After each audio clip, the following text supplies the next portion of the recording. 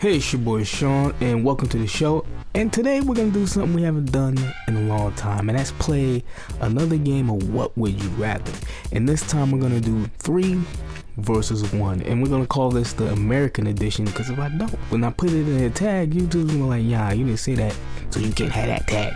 So yes, we'll be doing the American edition of What Would You Rather have with the Ford GT versus the Chevy ZR1, the Dodge Demon, and the Dodge Viper ACR. So it's a double dip of Dodge because there's not that many other American car companies making sports cars, and I wasn't about to put Ford versus Ford. And no, this video isn't about which car is the best. Ford GT.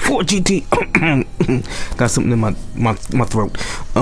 It's about what you can get for that same amount of money. As you know, the Ford GT is worth $500,000, and these 3 cars, used and new, add up to about $433,000. So that leaves you a little money to play around with. Might get you an extra little throwaway everyday car. So let's do pros and cons type of deal with these cars, and let's start with the Ford GT. And we're gonna start with the Ford GT's pros, and that is it's a Ford GT. Come on, guys, you see it every day. It's limited production, kind of, sort of. It's like 250 annually. I don't know how many years they plan on building these cars, but let's just say it isn't gonna be that many compared to the first generation Ford GT that came out 10 years ago. Second, despite what some people might say, it is a legitimate supercar and mid-engine at that. So not only is it limited production, sort of, you can see me air quote fingers over here, and it is a supercar unlike the other cars on today's list, and without question it is the best looking car in today's versus. So that's one thing the Ford GT has going for it. Now here's a few of the cons, and first we're gonna start with that V6 EcoBoost engine. People hate the EcoBoost engine in the Ford GT, and do you blame them? I mean, it still makes a hell of a lot of power, but it doesn't really sound like a V8. But you know, I'm not one of those people that really care what they put in the car, as long as it is fast. And I know with a bigger engine it could be a lot faster, but you know, Ford did a pretty damn good job with this one right there. And then another con is the price. This thing is $500,000, which means I will never own one, and I'll probably never know anybody that owns one. I mean, cross my fingers this channel takes off and Ford chooses me after I make the video saying, hey Ford, pick me for the Ford GT, which is another con. The way you go about getting an allocation for this car is a nightmare. I've seen guys, other YouTubers, trying to get allocations for this car, basically making videos sucking up the Ford, talking about, yo, let me get that car, I'll give you that money, promise I won't do the John Cena and sell it, and they still get curved, because Ford's like, nah, we're not gonna give that to you. I mean, we're gonna give it to people who we know will drive it, who will stunt with it, and to show people the product so we can sell it to other rich people. And I'm just not gonna be one of those guys. I'm still gonna try to make a video begging Ford for the opportunity to give me the chance to dream about buying one. I'll get rejected because I'm poor, but still, I'm doing it. So next, let's go with the competition, and let's start with the ZR1, which is an animal in itself, has over 770 horsepower, and it's got a top speed of 214 miles per hour. So it is the second fastest car on today's little competition, right behind the Ford GT. We all know this car is badass, so let's talk about some of the pros. And first, we're gonna go with the price. This car is actually pretty affordable for what it is, and that's a screaming, yelling, powerful American sports car. Well, technically the ZR1 is a supercar. You see all the numbers, the limited production, but it does come off the back of the base Stingray, which only costs about 50-something thousand compared to this $120,000, which kind of, you know, messes with the whole supercar idea for this car, but it's still pretty damn amazing. And then another pro is the looks. This C7 Corvette is probably the best looking Corvette to date, and it's, you know, gonna be the last front engine Corvette, which makes it very special in that regard, even though I do believe the C8 Corvette is a better looking car, but a different car, if you get what I'm saying. Now let's talk about some of the cons, and we're gonna go with some of the cheapness inside the interior of the car, which, you know, you really can't complain about, even though it's a car that costs over $100,000. If you want a car that's similar in price with this much power, you're gonna pay way more money, so they had to cut costs somewhere, and it's gonna come with the plastic bits inside the interior. That's just something you have to deal with. If they want to keep a car this special, this rare, cheap, then that's what's just gonna have to happen. Now let's talk about another con, which is a massive depreciation hit that this car is about to take because of the C8. I mean, we've seen it with the last generation ZR1. It held its price pretty well a few years after the Stingray came out, and then when the Z06 and then the new ZR1 came out, that price went down by half. It went from being around $100,000 to around $50,000-$60,000 in a matter of 2 years. So it was pretty insane. So expect that kind of thing to happen with this ZR1 in the near future. And next we're gonna go with the king of the drag strip, the big boy, the wide body Dodge Demon. So as you know, this car has over 800 horsepower with that 91 octane, but with 100 octane it gets 840 horsepower, and this car will pop a super duper wheelie on the drag strip when you launch that some bitch, because it's that powerful, and you don't really see cars that stock, you know, pop wheelies on the drag strip. So that's a pretty amazing thing to see. I don't know if it does anything for the time on the strip, but it's still pretty damn cool. Now let's go over some of the pros and cons of the Dodge Demon Pro. It is a limited production car, despite what some people might think. They only built them for 1 year. Yeah, I think they made about, what, I want to say 3,000 of these things, and they were relatively affordable at $150,000. Now there was a time on the market where the cars was hitting almost $200,000, or after, you know, people try to flip them, but that flip didn't last long, because there are other cars that came out that outperformed this car on the drag strip, because the guys really didn't know how to drive that thing. So it took a little depreciation hit, had to come back down to earth, a little bubble pop, but that's all good because this car is still pretty damn amazing.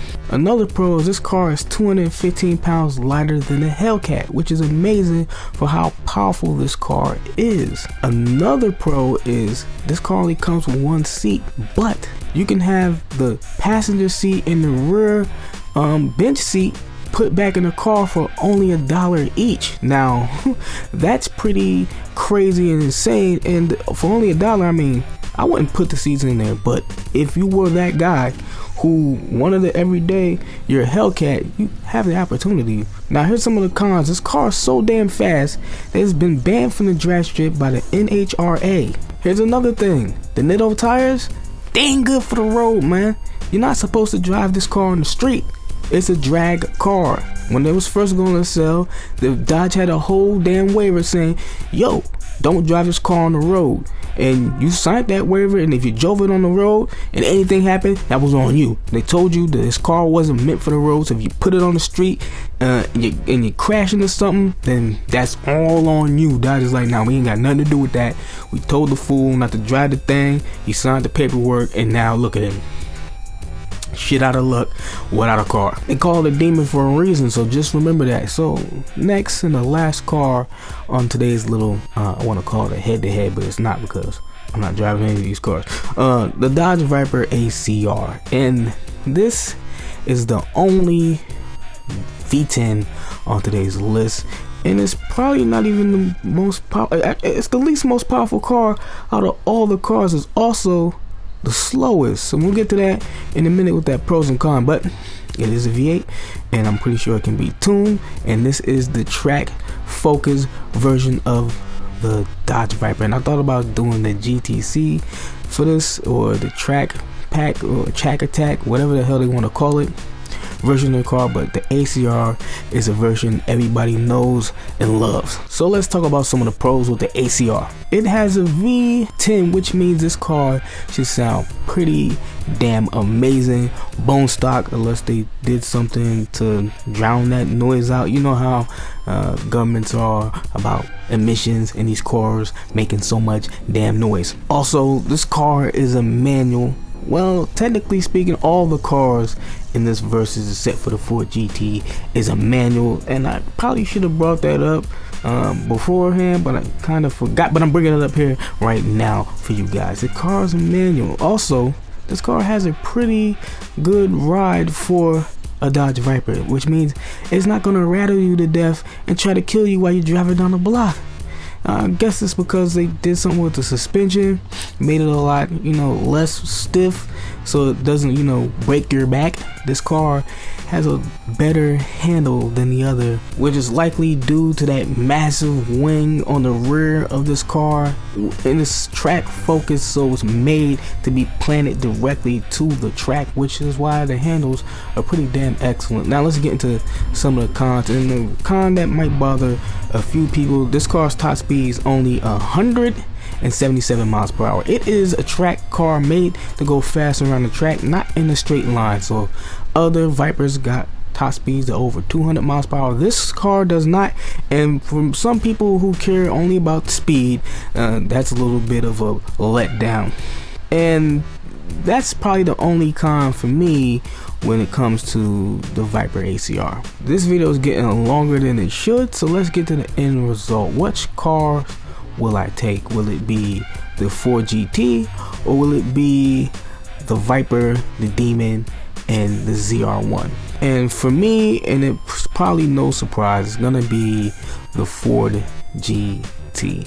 And there's a few reasons why. One, because I think this car will hold its value probably forever and even go up in value, probably to some crazy ridiculous numbers once they reach the second-hand market. As you know, Ford has 2 years hold for people before they can sell the Ford GT. John Cena broke that deal, but that is another video for another time. Right now as we speak, we can find Dodge Demons, Corvette ZR1s, and Viper ACRs on sale in the secondhand market right now as we speak, and the prices are around what they cost when they came out, and the cars are very low mileage, which kind of tells me the guys bought them to flip, not to drive, not to collect or anything like that. So yeah, cars with maybe 1,000 miles on them, maybe a couple hundred miles on them, selling for $150,000, and some of those cars have been on the market for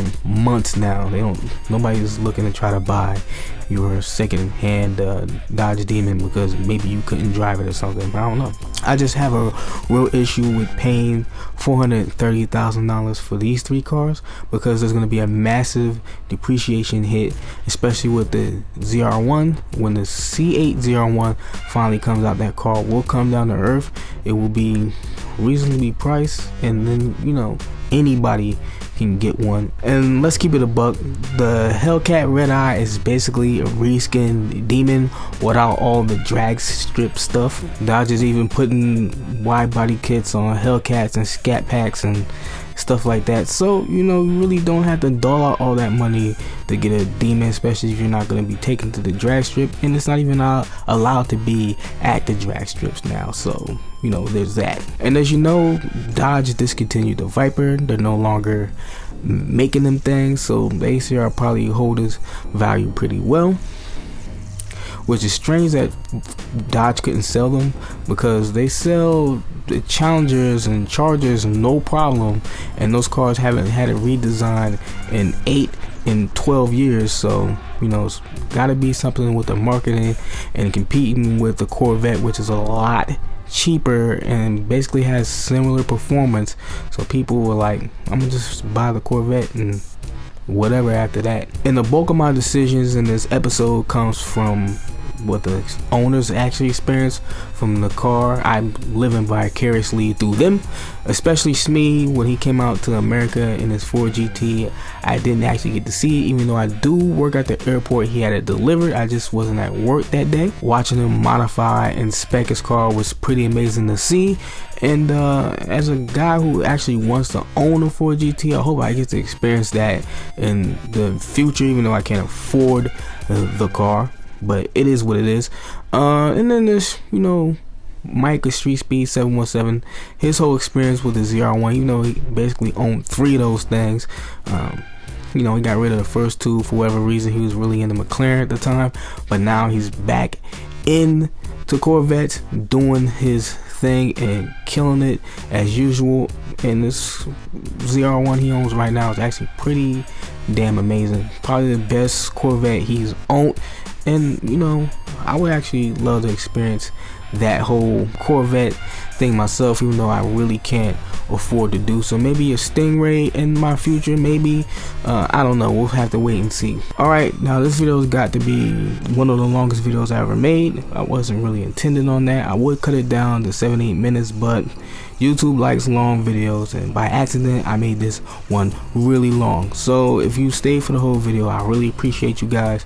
You guys are amazing. Hopefully this channel will blow up finally. This probably won't be the one to do it, but I'm gonna keep pushing on, keep making these videos. I hope you guys enjoy it. So if you like the video, like the video. If you dislike the video, dislike the video. If you want to see what I got planned next, come see what I got planned next. Got a lot in store for this channel.